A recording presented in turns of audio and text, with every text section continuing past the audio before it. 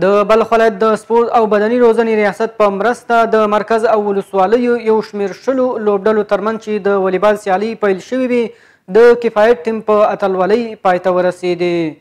د بلخ ولایت د سپورت او بدني روزنې عمومي مدیر یا د سیالیو موخه د غوره لوبغاړو پیژندل او سپورت ته د ځوانانو هڅونه یاده کړه.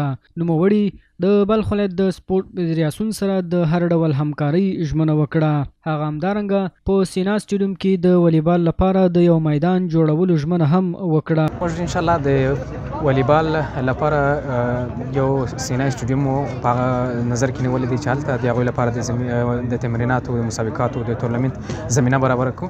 او دویم موږ یو استندر جمنازیم لرو چې جمنازیم امام خمیني هغه د ورزشکارانو په اختیار کې ورکوو.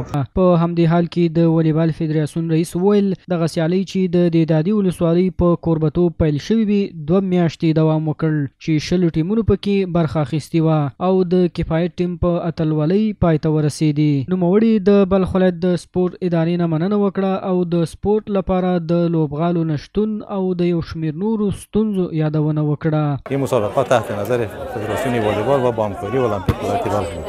خوشبختانه که امروز ما شما شاهد فاینال مسابقات قرار داریم که بین تیم‌های کفایت و تیم قیم است.